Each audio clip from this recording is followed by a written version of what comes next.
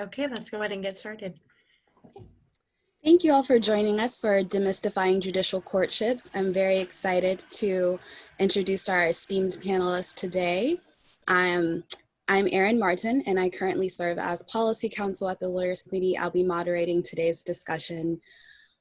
I'm joined by the Honorable Shira Scheindlin, who was appointed by President Bill Clinton as a federal judge of the U.S. District Court for the Southern District of New York, which is the same court she began her career as a law clerk for Judge Charles Bryant. Judge Scheindlin served as a district court judge for 22 years until retiring in 2016. There, she famously struck down New York's stop and frisk policy as unconstitutional in Floyd v. City of New York.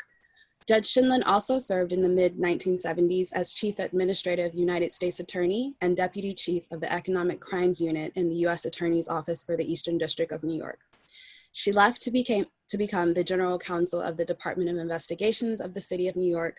She then returned to the Eastern District as a magistrate judge for 5 years, followed by 8 years in practice as a partner at 2 large New York City law firms, representing clients in both commercial litigation and products liability in both state and federal courts. I'm also joined by Joanne Sagar.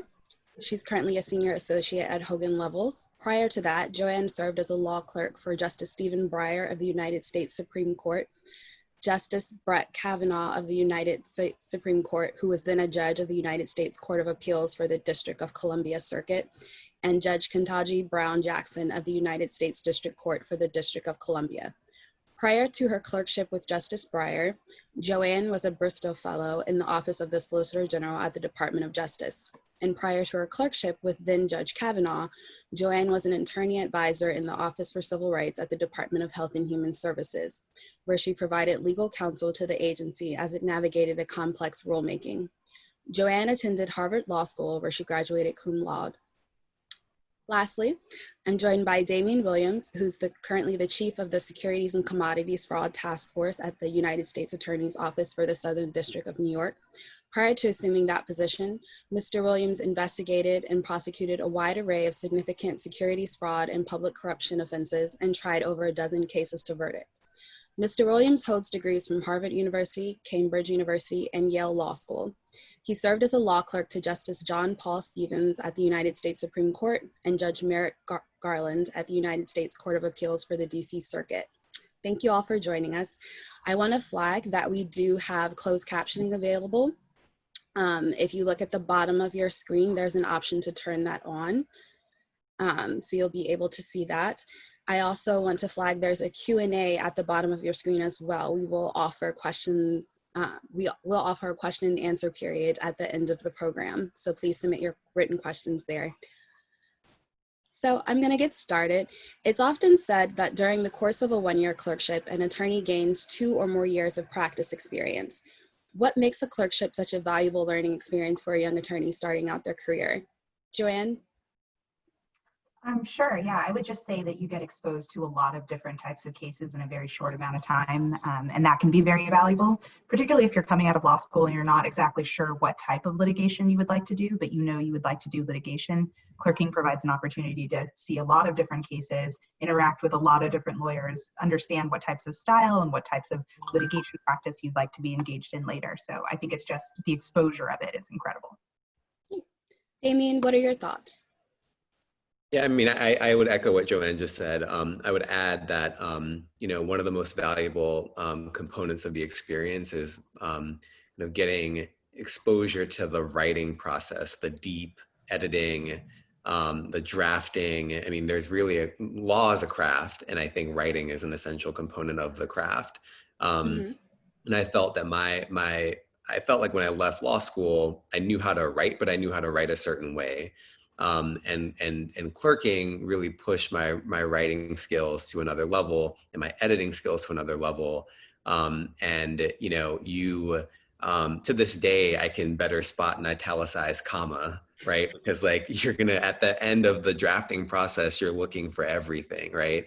And so you have the ability to really focus with your judge in a way that I think will benefit you in your own career when you're working on your own product and presenting yourself in the written form. So it's deeply beneficial in that regard as well. Judge Scheindlin, do you have anything to add? Oh, well, you made it hard by saying anything to add.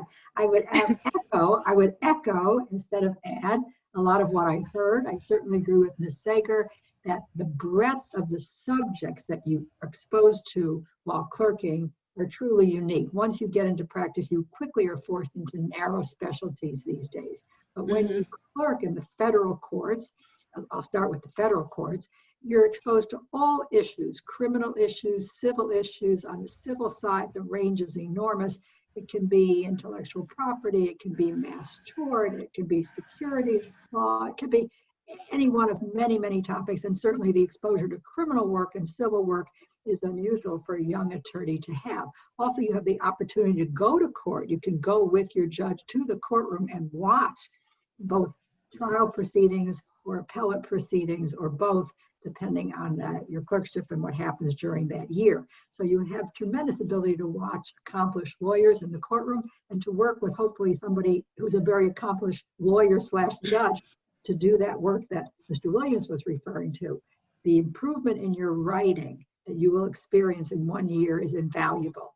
In every other part of your career, there'll never be a ratio of 1 to 4 or 1 to 3. The judge is only supervising 2 law clerks, 3 law clerks, or 4 law clerks. That's it. So the relationship is very intense, very hands-on, very direct. And I've seen clerks who came in with a certain level of writing ability leave with a much improved writing ability. It wasn't that they weren't great in the first place. We got great clerks in the Southern District of New York. But when they left, they knew how to read a case. They knew how to distinguish a case. They knew what facts are versus law. There's just so much learning. So the only thing I question in your question is you said 1 year is worth 2. I think 1 year is worth 3. So I give it a 3 to 1 ratio, and it's an invaluable experience, and I'm sure we'll talk more about it. Thank you. So all of you have had experience clerking at various levels in the federal courts, with Judge Scheindlin going on to serve as a judge on the Southern District Court of New York, the same court she once served as a law clerk. So what factors played into your decision to clerk? Damian, do you want to start us off? Yeah, certainly. So one thing I'll say for folks who are listening is I did not, although I did clerk, I did not know when I was in law school at the beginning that I wanted to clerk. I didn't even know what a clerkship was. I didn't know anyone who had been a law clerk. And so the notion of, there are certain people who came into law school who just knew that they wanted to clerk. I was not one of those people. I first thought about clerking when I was a 1L intern. I was an intern in the Southern District, and I saw a sentencing proceeding that was being conducted in the Southern District by Judge Lynch, who is now on the Second Circuit. And he was sentencing the rapper Lil' Kim in a perjury case. And it was like a fascinating proceeding. And he went through like the history of hip hop and traced the origins of like East Coast, West Coast beef. And, you know, it was an incredible experience watching a brilliant judge who I don't think was a hip hop fan, nonetheless, like take that history and put it at the center of the sentencing proceeding that he was conducting. And I went back to the office when it was done, and I was kind of just dazzled with the whole thing. And I thought, well, if clerking means I get to be next to someone like that, right, who's so smart and is so thoughtful about, you know, these proceedings, then maybe I want to clerk. And so that was the first time I ever really started thinking about it. And so, you know, it really did inform my thinking about, like, you know, clerking for clerking's sake is very different from clerking for a judge, a specific judge.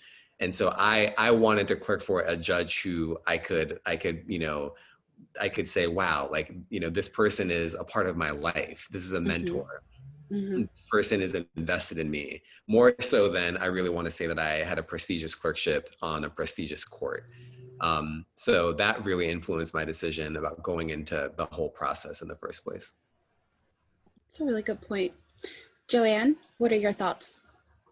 I would say that I had kind of an odd approach, or maybe it's more usual. A professor told me that I should think about clerking, and then I just applied to a bunch of clerkships. I didn't really think about it that hard. I feel like, sometimes law school could feel a little bit like a conveyor belt where, you're just trying to do all the things you need to do in order to that magical point where you can be a lawyer, which is the thing you've been trying to be since you were like 12 or something.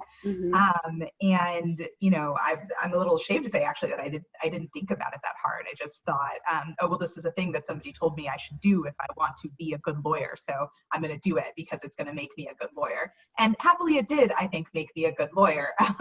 But I also think that there is something in the experience for everyone. So I mean, even if you aren't looking for a particular judge, or even if you're not sure what your career is going to look like in the future, I think that clerking is just an amazing experience that I was very, very pleasantly surprised by. Thank you. Judge Scheindlin, what factors played in your decision to clerk? Much like Ms. Sagar and Mr. Williams, I really didn't set out to become a law clerk. I too had no idea what a law clerk was.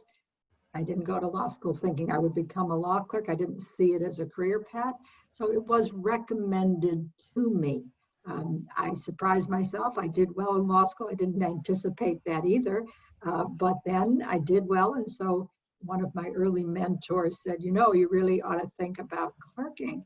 And I sort of said, what's that? How do I do it? And just for the fun of it, you might wonder who that mentor was. It was my professor at Columbia, and it was Ruth Bader Ginsburg. Nice story. Yeah, nice story. She was my professor in a very small sort of seminar. She said, you got to do this. So I said, okay, if you say so, I must do it, before she was a judge. So I applied and ended up getting a clerkship in the Southern District of New York, which we already discussed. Was indeed an invaluable experience. I want to just pause for a minute to mention state courts, because I'm afraid that with all three of us having so much experience in the federal courts, those who are listening might think that's the only way to do this. It's not so. There are wonderful state courts throughout the country. There are wonderful state court judges throughout the country, and they too are looking for good law clerks. You can clerk on the highest court of a state, which would be mostly appellate work, or you can clerk for trial judges. And in New York, at least, we have commercial division judges who will give you experience in commercial litigation. So for those of you who are on the call, I just want to remind you to cast your net widely if you decide to apply for a clerkship. You needn't limit yourself to federal courts, and even within the federal courts, you needn't limit yourself to the 3 steps that you're thinking of: the district judge, the circuit judge, or the Supreme Court. There's also magistrate judges. There are also bankruptcy judges. There's a court of federal trade. So there's many, court of claims. There's many different courts. So think broadly if you want to be a clerk. Kind of going off on that, how should law students decide which jurisdiction and what level to clerk at when thinking of their longer term career goals? Damian, do you want to start us off with that? Certainly. So, I think some of this is around like what you want to do. So I'm going to give you advice that I did not follow myself. So I knew that I wanted to be a trial lawyer. I wanted to have the experience of talking to juries. I think the most helpful clerkship that I could have had would have been the clerkship that I did not have, which is, at the trial level. So that will always be an experience that I wish I had, but I did not. I think if you're passionate about being a trial lawyer, or maybe being a trial lawyer, then you should really focus on the district courts. I think that is where the action is. It's going to be most applicable to your practice down the road. You'll have insight into how a district judge thinks and makes decisions, on motions or on evidentiary matters at trial. I mean, it's just a whole thing that I had to learn on the fly in my job, that if I had been a district court clerk, I would have known just from my background. That said, the appellate court experience is also, I think, a very fun one. And so, it's not as if just because if you want to clerk on the appellate courts for the experience, I think that's also worth it. I think you can get a lot out of it. But if you really have a passion and that, then I would tailor your clerkship search, to fit your passion, because you're going to get the most out of it, right? You're going to get the most out of the experience. And so cast your your net widely, but keep in mind what you want to get out of it, so that you can make the most of the experience. Because the year, as valuable as it is, it goes by like that. When you look up, you're done. And so you don't want to spend time, not really taking advantage of every single moment. Thank you. Joanne? Yeah, I mean, I totally agree with what Damian said. And I did clerk at the district court level. I don't do a lot of trial court practice. My practice is focused on appellate work. But I did think that being able to try out those different experiences, clerking on both the trial and the appellate level, helped me to understand that I wanted to be an appellate lawyer. I think the day-to-day experience of being a trial court clerk is very different from the day-to-day experience of being an appellate clerk. When you're an appellate clerk, like everything is just kind of like handed to you in this neat little package. Like, here are the briefs. This is what one side says. This is what the other side says. Please take it. Write a neat little bench memo, and the judge will, be able to decide. Whereas at the trial court, you show up and there are suddenly, 100 cases that are assigned to you as the clerk on those cases. And they're all in these different stages of litigation. Some are in the middle of motions practice, some are in discovery, some just the complainants, other ones are waiting for summary judgment. There's just a million different things happening, and a million different subject matters involved, and a million different types of procedural rules you have to follow. I mean, I think there's a lot to be learned from the fact that a lot of people in law school take civil procedure, but nobody takes appellate procedure.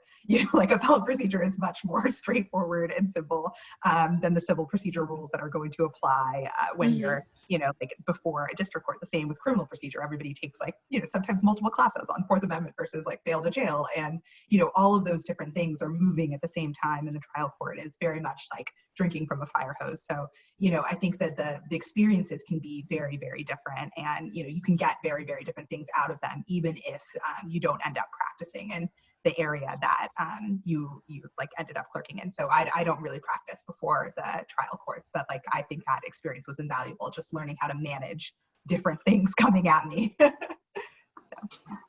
Thank you. Judge Scheindlin?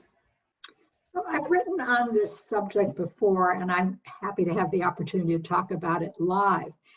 I think the trial court, of course, is the best court to clerk on. Now, it may be because that's where I serve, but I'll tell you why. The trial court is where the record is shaped. That's where the first decision is made. When the lawyers come into court with a case, it's a blank slate, but it doesn't leave the trial court as a blank slate. The evidence is put before the court, decisions are made, certain evidence doesn't come in, other evidence comes in, the briefing is done, and the court crafts a very thorough and careful opinion. It's that work that the higher courts review. All their job is to do is to look at what was done in the trial court, the court of first impression, and judge whether it was done right or wrong. But the reality is it's that first judge who can shape the outcome of important issues from the ground up. And the other courts review a record that's already shaped. So I think the trial court is terribly exciting. Now, that said, these days, many people want more than one clerkship. As you see, the two incredibly accomplished panelists that I'm sharing with today, and I'm very pleased to be sharing with them, clerked on 2 courts or 3 courts in Ms. Sagar's case. So many people want to go from the trial court to the appellate court to the highest court if they can. I understand that because they're very different experiences. But I will say, my understanding from clerks who've been at the higher courts is it's a lonelier experience. You're basically a scholar for a year or two. You're sitting with your computer with stacks of briefs, your judge, your co-clerks, and you're thinking about the record that you received. In the trial court, you're jack of all trades. You're in the courtroom, you're drafting a jury charge, you're drafting an opinion, you're drafting a memo, maybe you're working on a sentencing issue. You're doing so much more. You're more active, you're more interactive. You may even be talking to the lawyers. I've known clerks who actually handled some discovery disputes. I'm not saying I recommend that, but I know some judges who use their clerks to actually handle some of the easier disputes or scheduling. So it's a very different experience. and it may depend on how you see your career path. Now, that said, again, I think people who aren't even going into litigation should consider clerking, because it's such a good grounding in the law and the principles of the law that even if you plan to be a transactional lawyer or a real estate lawyer, whatever it might be, that's not a reason not to clerk. I don't think it's limited to litigators. And if I may, I want to go off topic for just a minute. And I want to talk about the problem of diversity in the clerkship world. It's not been as happy a place as we'd like it to be. It's women and people of color traditionally have not gotten as many clerkships as the dominant groups. And of course, as you know, women have been half the class for more than 3 decades, and there are plenty of fine law school graduates who are people of color, but that doesn't reflect in the percentages who get the clerkships. And the higher the court, the less of those groups. So at the district court level, for example, we'll see 50% women or more. It can be 52 or something, 53% nationwide. But then at the appellate court, that percentage begins to sink.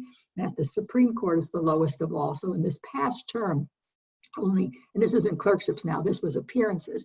I don't know the percentage on clerkships, but I know it's not great. But in appearances before the High Court, only 12% of the advocates were women.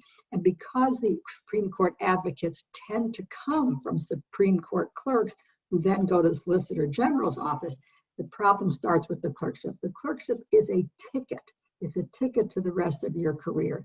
So I think diverse people should want clerkships, should do everything they can to get clerkships, because it will enhance your opportunities for the remainder of your career. So I guess what I'm saying is, don't count yourself out. Don't be your own worst enemy. Be your own best advocate and go for that clerkship. You may not get it the first try. It may be tough, but go for it at all levels. Thanks for that chance to sneak that in, Erinn. I appreciate it. Thank you. Kind of related to that is, so Joanne and Damian, both of you clerked for the DC Circuit, and you also clerked at the Supreme Court level. So what are the differences between clerking at the appellate level in the Court of Final Review, and kind of what was it like working as a law clerk, and like what kind of attorneys did you typically see before the Supreme Court while you were there? So I'm happy to take that first. I found my 2 clerkships to be very different. They were both terrific, but on the DC Circuit, we had a heavy administrative law docket. And so I spent a substantial amount of time combing through very complex administrative law records, agency proceedings, rulemakings, et cetera. And the standard of review was also very peculiar, I found. And so, I had that half of my docket, and then the other half of the docket was, I think, really heavily criminal law, and I found that very interesting. But the 2 halves, they didn't really seem to connect in terms of skills, right? Or the subject matter, which was fine. I thought it was still a fascinating and terrific experience. And then you're, of course, applying law that is often given to you from the Supreme Court when making decisions. The DC Circuit is also was at that point, maybe it still is, was a very collegial circuit. We had, in my year, I think there was only one case where anyone wrote a separate opinion. Everything was unanimous. And so there was harmony kind of ruled the earth. And then I got to the Supreme Court, and you're really writing on a blank slate, right? You're not getting law from any other court, other than maybe applying the court's prior precedents. But the reason that a case gets to the Supreme Court is because there is no clear answer.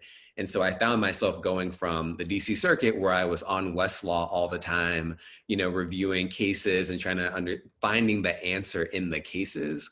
Whereas at the Supreme Court, we were often literally writing on a blank slate and providing the answer. And so it was a very different experience. Both of them were thrilling, but the Supreme Court felt like, you were creating law in a way that on the DC Circuit, I didn't feel the same way. The level of advocacy was terrific at the Supreme Court level, almost uniformly so. The diversity, to go back to what Judge Scheindlin said, was terrible. And so I didn't see many people who looked like me. but the advocacy was terrific. And at that level, unfortunately, the Supreme Court bar gets distilled down to like the select few who really and truly are entrusted with these cases that make their way to the Supreme Court. And so there's a lot of exclusion that happens in that process, unfortunately.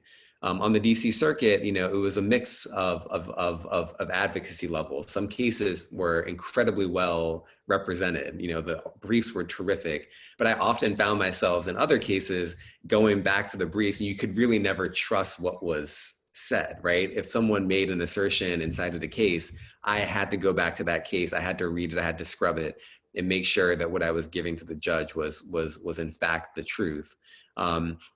And so, quality really did vary more so than at the Supreme Court level.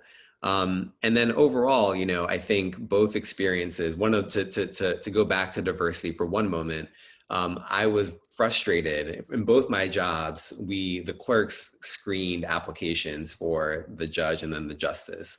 And so we were heavily involved in going through each and every application and pulling out the ones that we thought, were worthy of getting a harder look by the judge or the justice. And I would look every year, but both years, I would look for, who were, for instance, I looked for who were the top folks at Howard Law School, for example, right? They exist, but I never saw them in the pool of applicants. Whereas, it seemed like everyone who went to Harvard Law School applied. And that's not right.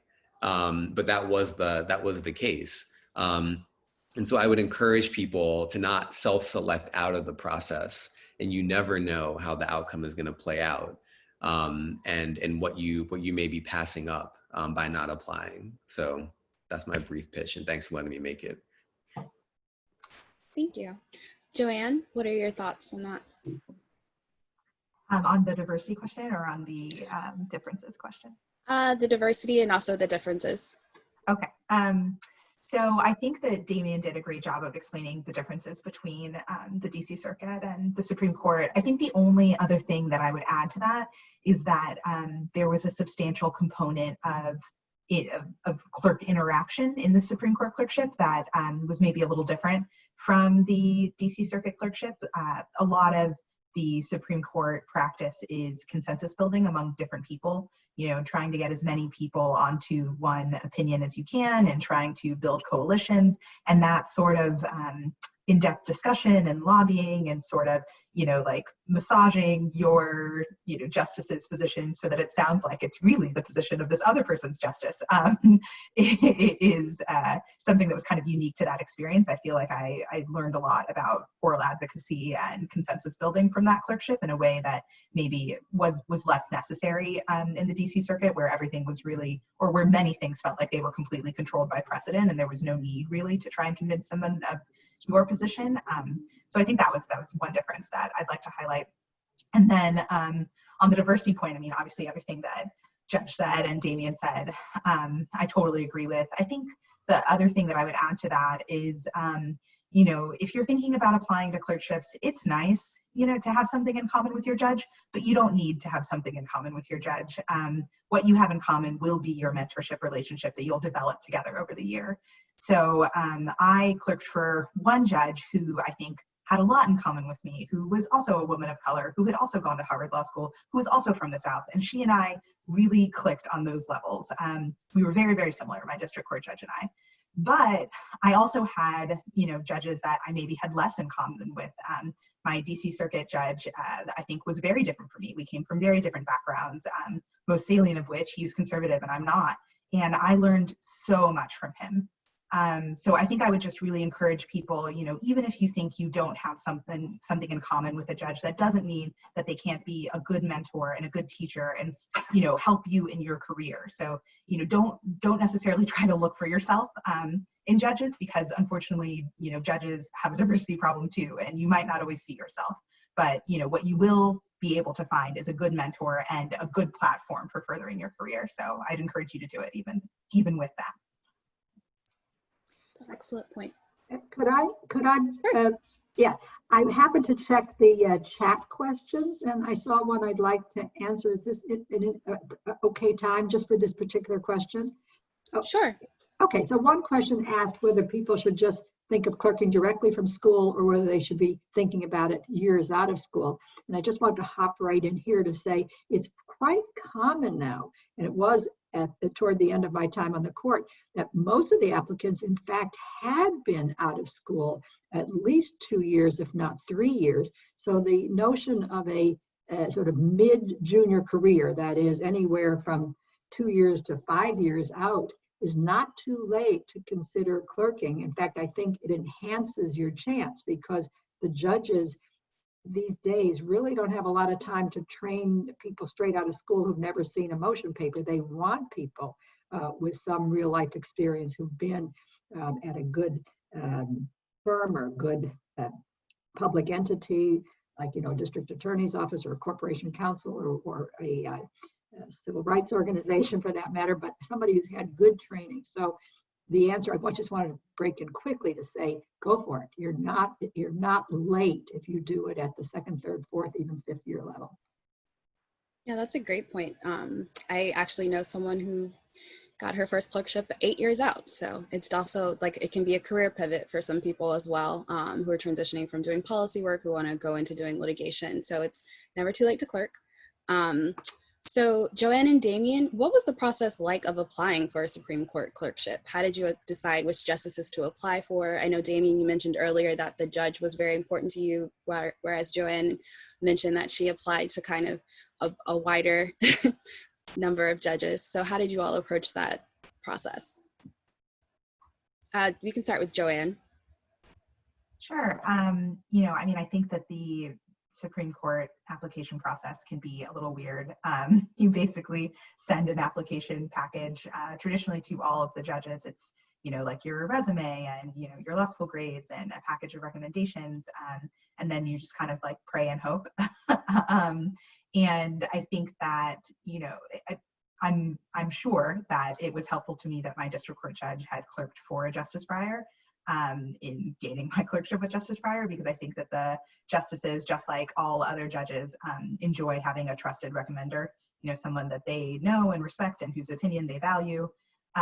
So, I think that, not just for Supreme Court clerkships, but for all clerkships, like to the extent that you've done well in a particular professor's class, it might be worth asking that professor if there are any judges that they've helped people get clerkships with before, or if there's anyone that they'd recommend to you, because I think that the intimacy of the clerkship environment where the judge is spending, 10 hours a day with the same 3 people, it can really matter to them whether someone they know and trust likes that person and thinks that person would do a good job. So I think the interview process, for the Supreme Court, is a little specific, but it has that generality with respect to all clerkships that, finding someone that is connected to you might help. So for my experience with the Supreme Court was very similar. I applied to the entire 9, and then when I applied, there was like a specific order that the at least the more liberal judges kind of use to pick clerks. So Justice Stevens would go first and would pull from the pile and hire. Justice Ginsburg would go second, and then Justice Breyer would go, and then Justice Souter would always hire at the very end. And so you kind of knew generally when they hired. So you kind of knew that, like, if you didn't get a call to interview with Justice Stevens, that means that that he had already done a cut and his cut didn't include you. And so it kind of proceeded that way. So when I applied when I was in law. I think I was maybe it was the end of my 3L year that I applied. And because Justice Stevens picked first, I did my interview and was hired before I started my first clerkship. So I didn't know whether I was going to be a good law clerk by the time I had gotten hired by Justice Stevens, which frankly, if I were in his shoes, to pull someone just purely based on potential would seem a little risky, but that was his process. So, and then did you already have the clerkship with Judge Garland when you applied to the Supreme Court? I had the clerkship with Judge Garland, but had not yet started. No, but you had it. Yeah. I had been, exactly. And so I think my second conversation with Judge Garland after my interview with him was in preparation for him calling Justice Stevens to say that, you know, you should hire this guy. And it was a very, it turned out that Justice Stevens actually hired 3 of us from Judge Garland that year. So 2 of my co-clerks had also been hired. So we were all kind of going together. So that was also very strange. And then to echo what Joanne said about, you know, asking, seeing who has a connection to a judge, that is also applicable to your friends, right? So one of the biggest influences for me in getting my clerkship with Judge Garland was the folks who I knew who had clerked for him before, who were able to speak to me about, you know, what kind of a judge he was and what the relationship was like. And so the law clerk like friendship network can also be very, very helpful, not only in identifying potential judges to apply for, but helping you prepare for your interview and just getting you used to the process. So don't overlook your friends. And the last thing I'll say, you know, when we were selecting law clerks, both for Judge Garland and for Justice Stevens, both of my judges had a rule effectively. If you were not a good person, like even if you had the best grades and you were the top person in your school, if you were not a good person, if you didn't play well with others, if you weren't kind, you were not considered, right? And you would be surprised. There are people, you know, who, or maybe you're not surprised, the folks in law school who have sharp elbows, who don't have the best reputation because they're, you know, it's all about the competition. The law clerks are the ones who know that intelligence, and they're the ones who will tell the judge, like, this person you don't want in these chambers, right? Because they're a little bit rough. So, you know, keep that in mind, and it can be helpful for you when you're applying. And it can also be a way for you to help your judge avoid, you know, hiring someone who's not going to be so great for your judge. That's a great point. Joanne, do you mind? So Damian, it sounds like you applied for your Supreme Court clerkship during your drill year, as you mentioned. Joanne, do you mind sharing when you applied for yours? Were you currently clerking for then Judge Kavanaugh during that time, or? Yeah, I was. So at that point, I had finished my district court clerkship and I had been working at HHS for a year. And then I was like halfway through my circuit clerkship. And so my district court judge and my circuit court judge were both able to speak to me as a clerk. But I also still had professor recommenders. So professor recommenders still very much mattered. Yeah, great. Thank you. There was a question submitted about the Bristol Fellowship. So do you mind sharing a little bit about that process and how it fit within your clerkships as well? Sure, yeah. So the Bristow Fellowship is something that many people do right after a Court of Appeals clerkship. And it's a 1-year fellowship in the Solicitor General's office, and where you're basically like a junior assistant sort of to the assistants in that office. You do a lot of research, you do a little bit of writing, you make a lot of recommendations to the Solicitor General. It's kind of, I think in some ways, kind of like clerking for the Solicitor General. And it's a really cool process. And with respect to the application process, it's also, you know, based on recommendations it's very heavily dependent on your recommendation from a Court of Appeals judge. So that I would say is an extremely important part of that. And then it's based on like law school grades and resume stuff, but they don't interview, which is very, very interesting. I think is the major difference between that and clerking. So yeah. Thank you. So what does the interview process look like for a law clerk, and how does it differ from what law students can expect when interviewing for a position as an associate at a law firm or for the government or at a nonprofit? So for example, for me, I didn't do a clerkship. I started out my career at a nonprofit, so I went the fellowship route, where you typically kind of try to find a nonprofit that you are interested in working on a kind of a year-long project with. And so I started out my career at the National Center for Law and Economic Justice, where I worked on some impact litigation and economic justice issues impacting access to food stamps. So how does that differ a little bit in terms of what it actually looks like? Because I know you guys have kind of had a varied experience from working for the government as well. Joanne just shared about the Bristol Fellowship not actually having an interview process. So how would you say, what does the interview process look like for a law clerk, kind of at the trial court, appellate court, and at the Supreme Court?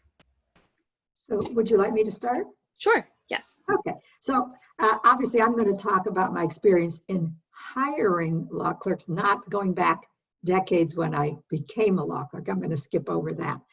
So when I hired law clerks, it is true that I was interested very much in the reference letters I got from the people who had worked with that person, usually professors, but sometimes partners at law firms that they'd worked with, or other managers that they'd worked under.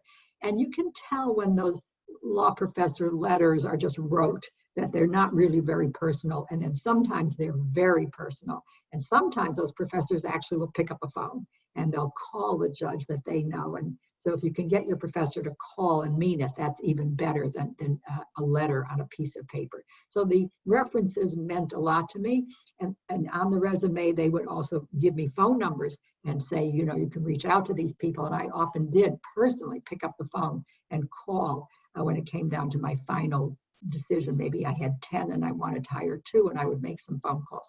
The other thing that was very important, obviously, was the writing sample, because in the federal court clerkships, I would say the most important skill of all is writing. So this is not like trying out to be a trial lawyer, like the U.S. Attorney's Office. I don't really care if you're going to be good in front of a jury. That's not what I need that year. I don't need sort of Miss Personality. I need Miss Brilliant, writer, researcher. That's what I really need. So I think the personality part is less important, except for what Damian said.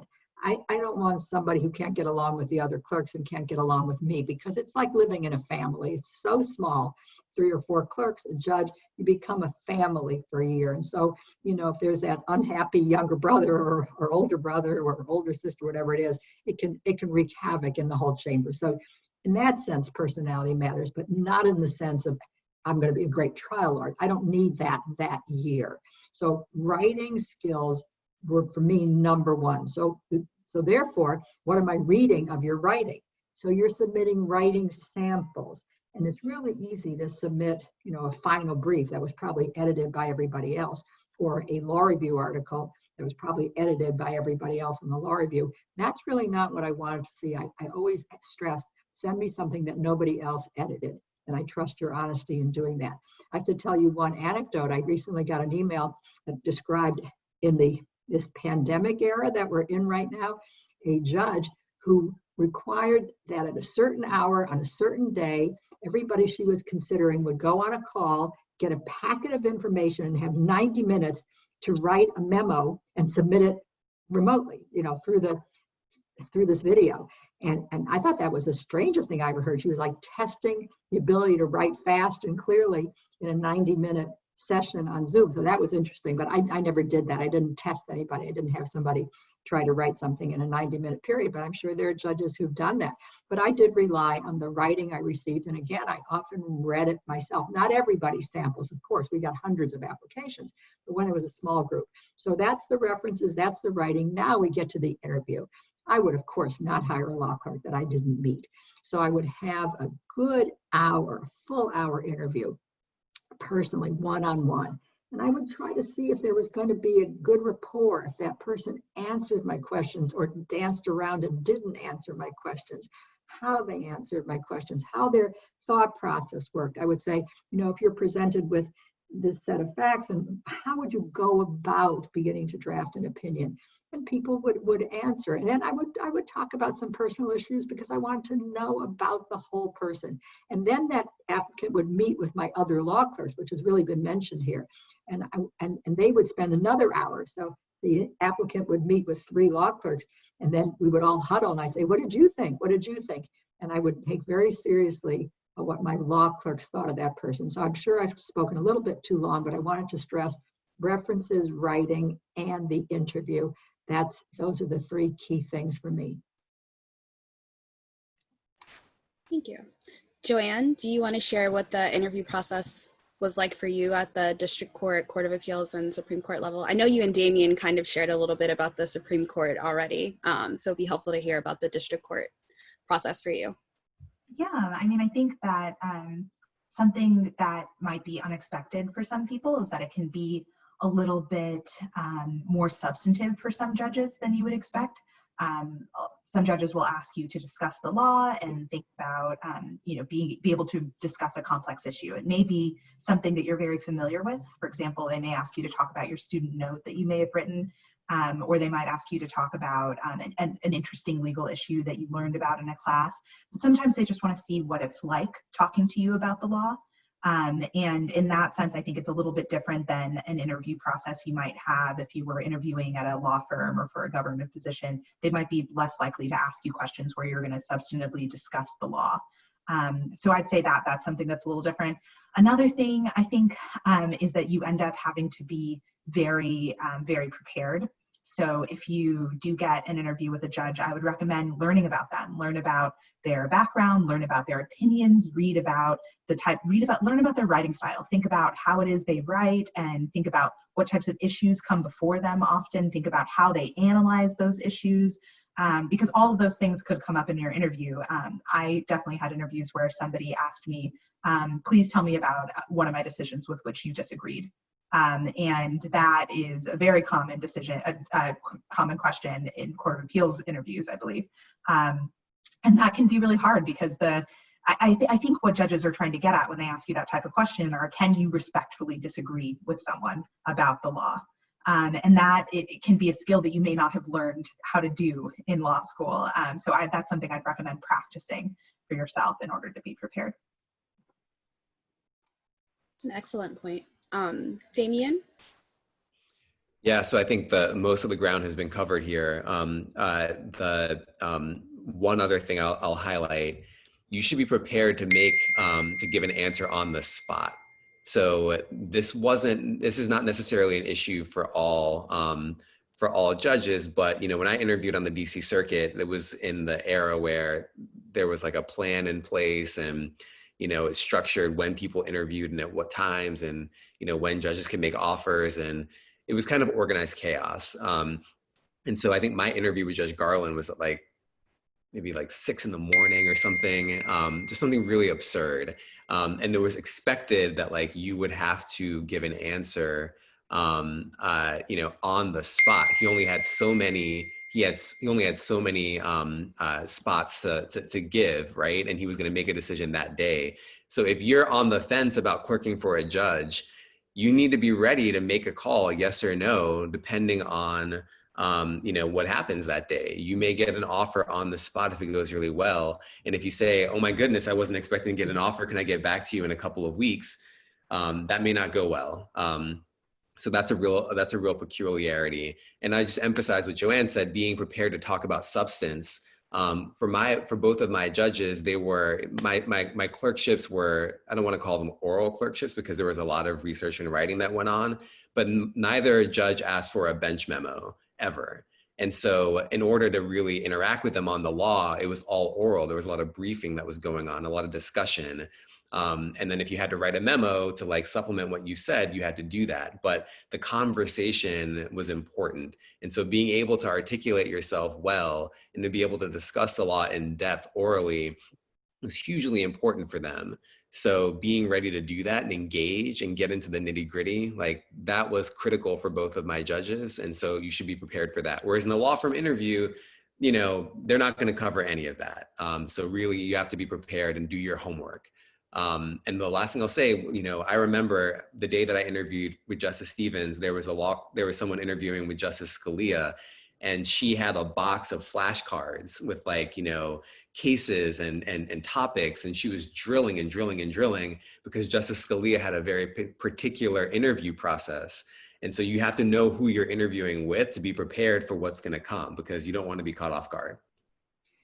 Erinn, I'd like to add a couple things. Sure. Again, I think I'm doing it out of order by looking at the chat questions, but I did take a peek. I took a peek, and it fits into this topic, so I wanted to answer it. One person asked, are there any particular courses that I think, and maybe other judges would think, are particularly useful? And my first and favorite for the federal courts would be the course on federal courts. That's a hard course in most law schools, but it's invaluable in knowing the sort of procedural side of all the things that are going to come up in federal courts, all the doctrines, jurisdiction issues. There's so many things that come up in the federal court. So I think that course hard as it is really worth taking. If you're interested, for example, in the Southern District, you'd be very wise to take securities law. I know I'm speaking to the chief of the Securities Bureau of the Southern District, but the fact is there's a lot of civil securities work too, civil and criminal, and not having taken that course is a bit of a problem if you want to clerk in the Southern District. So those are two to come to mind. Of course, everybody takes civil procedure, but if there's an advanced type of civil procedure, that would be great. Something in employment law would be great. Something in antitrust. I mean, these are topics that are peculiarly federal, and if you want to be in the federal courts, you should take.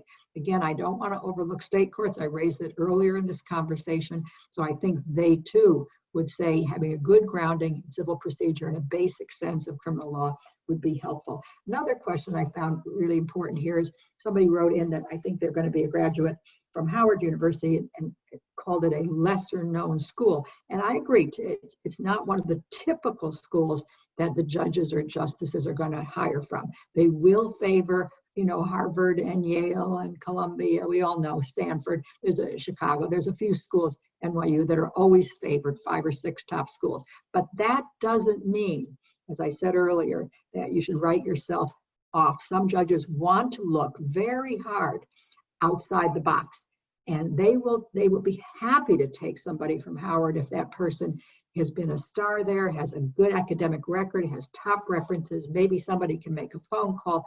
So I would say, you know, apply widely. I said it before, I say it again. Consider all state courts, consider all levels of the federal courts, including bankruptcy judges and magistrate judges, because as you see from Joanne and Damian's history, you can go from one court to the next court to the next court. So if you can't get that district court clerkship first, there's no shame in clerking for a magistrate judge, not at all. They're wonderful judges around the country. So if you are from a quote, lesser known school, but you did well there, go for it, apply. Now, what makes your application stand out? I will tell you that a lot of judges are not only interested in your academic record, they're interested in what you've done in life.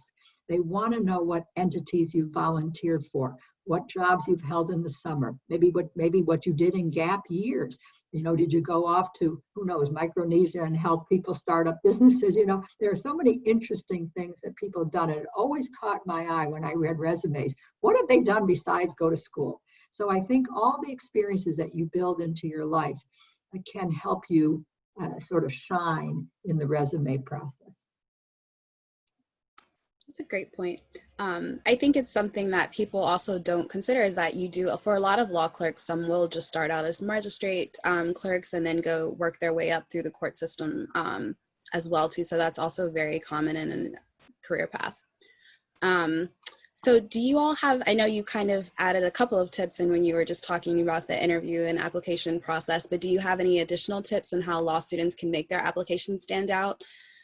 Damian, I know you mentioned that it's important to know the judge that you're interviewing for, but I guess the second part of that is kind of how would potential law clerks find out more about their judge if they don't know, or if they may not be exposed, if they're not at a law school that may have that tight network. Do you have any sort of recommendations for how someone from a lesser known law school could potentially find out additional information on what their judges might like for the process? Yeah, I mean, it's tough. Other than the informal network, if you don't have access to that kind of network, I would say doing deep research on the internet sometimes helps. You'd be surprised what's out there. And so that could be helpful sometimes in giving you some intelligence on what to expect. You know, other than what I said before, the other thing I would highlight to make your application stand out is you know, if you have the opportunity to write in law school and to publish something in law school, I would highly recommend doing that. Not only because I think it's a good experience in teaching you how to dig deep, well beyond like what you know, a 4-hour in-class exam would require you to put together, right? But instead to really become expert in something in an area of law and become comfortable with the various doctrines and, you know, the analysis and all of that. I found that Judge Garland was in particular really excited about my writing experience and wanted to talk to me about it. It's a way to engage with a judge, and it also gives you some amount of track record in the writing process. By the time you publish something in law school, it's gone through, you're on version maybe 40 of the draft, right? Because you worked on it with the professor, you turn it in, and then you work on it with editors in your law review or your law journal. And so you edit. And I think judges, at least in my experience, I'm obviously not a judge, do appreciate the fact that when you think you're done, you're not done, right? And so if you're a law clerk coming to the task, having gone through that experience, editing, rounds and rounds and rounds of editing, that I think can make you stand out, because I think you come a little bit more prepared for the writing process and the editing process. So I would take advantage of those opportunities and highlight them if you can. Great tips. Joanne, do you have any tips that you'd want to add to make applications stand out? Sure. The one thing that I would add is your network might be bigger than you think it is, in the sense that there are a lot of people out there who will help you just because they want you to succeed. Something Damian said earlier that really resonated with me is that I didn't see a lot of people who looked like me when I was clerking, and I really wish there had been more. There are people who email me sporadically and who say, I go to X law school in Philadelphia, and I used to be a nurse, and then I made a career transition to go to law school, and I'm thinking about clerking, and I wanted to apply to one of your judges. Will you tell me about her? I always say yes. And so I think that, if you really want to find a way to do that, and you went to a school that doesn't have a ton of representation in that sense, there are people who will help you. Women and people of color want other women and people of color to clerk and are going to give you their time. So just ask, make sure you ask nicely and make sure that you say thank you. But I really think that I've never said no when someone has asked me, do you have time to talk, even if I have zero connections with them. So just keep that in mind. Excellent. Judge Scheindlin, what would you recommend as a tip for applicants to make their application stand out for a clerkship? Well, I think given our very limited time, I will say that I've already answered that. I mentioned before the kinds of things, the experiences outside of school. I've always focused on that when I reviewed the application. So I'll leave it at that for now, because I know we only have a few minutes left. Okay. And lastly, reflecting on your careers thus far, what is the main benefit that you feel like you've gained from clerking? I know we have 3 minutes, so I'm going to ask you guys to keep it fairly short for this. And we can start with Joanne. Sure. I would just say that it allows you to learn a lot in a very short amount of time, and in a way that I personally found to be much more pleasurable than the alternatives. When I did join a firm just this year, I walked in as a 5th-year associate, and I never did a thing called doc review that everyone is scared of. So, I think it's a very fun and exciting and interesting way to spend the first few years of your career as a lawyer. So, highly recommend it. Thank you. Damian? Yeah, I love the fact that I have lifelong mentors. Justice Stevens passed away, so I no longer have the benefit of his wisdom. But Judge Garland is someone who before I proposed to my wife, I checked in with him. We talked about it. Before I took out my first mortgage, we talked about whether I was getting a good interest rate.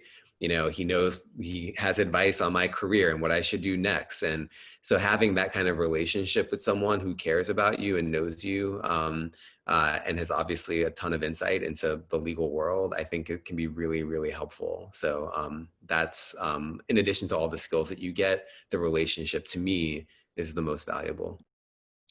So my perspective is obviously unique because I became a judge.